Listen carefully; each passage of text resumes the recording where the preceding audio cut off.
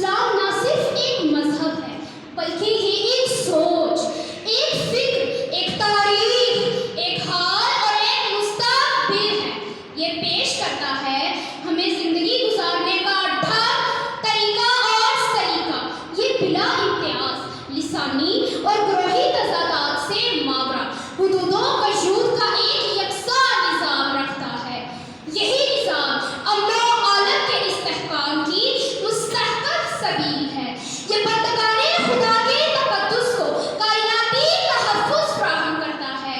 اور اگر میں حکیم الامت کے لہجے میں کہوں تو خدا کے عاشق تو ہیں ہزاروں، بنوں میں پھرتے ہیں مارے مارے، میں اس کا بندہ بنوں گا جس کو خدا کے بندوں سے پیار ہوگا۔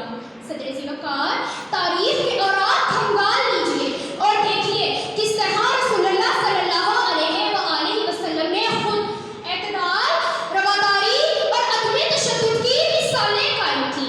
آپ نے غیر مسلموں کی عبادت گاہوں کو قائم رکھا اور کسی کو مسلمان کرنے کے لیے جبر کی اجازت نہ دی، حتیٰ کہ نجران کے عیسائیوں کو ان کے عقیدے کے مطابق مسجد نبوی میں عبادت کی اجازت دی۔ ذوالفقار چشمے فلک نے وہ منظر بھی دیکھا کہ فتح مکہ کے موقع پر آپ اپنے دشمنوں کو معاف کر رہے ہیں، ان دشمنوں کو جنہوں نے آپ پر پتھر برسائے، جنگ مسلط کی اور آپ کے چچا کا کلیجہ تک چبایا۔ ذوالفقار امن و سلامتی کا یہ قافلہ چلتا آ رہا جو خالد بن ولید کی قیادت میں کیسر و کسریٰ کی محلات تک، قتیبہ بن مسلم کے ذریعے ترکستان، محمد بن قاسم کے ذریعے ہندوستان اور طارق بن زیاد کی قیادت میں ہسپانیہ کے ایوانات تک پہنچا۔ الغرض دنیا کے جس خطے میں مظلوم رہتے تھے ان کے دکھوں کا مداوع کرنے اسلام ان تک پہنچا۔ اور اس سے بڑھ کر امن کی تعلیم اور کیا ہوگی کہ اسلام نے جنگوں کے بھی اصول رکھے۔ بچوں، بوڑھوں اور عورتوں پر تلوار زنی کی اجازت نہیں، حتیٰ کہ اس شخص پر بھی نہیں جو اسلحہ سے لیس نہ ہو۔ قیادت ہاتھ میں لے لو اے مسلمانوں زمانے کی، وگرنہ کفر دنیا کو ہلاکت میں گرا دے گا۔ نظام دین رحمت ہے، بشارت ہے بہاروں کی، اسے نافذ کرو، دنیا کو جنت بنا دے گا۔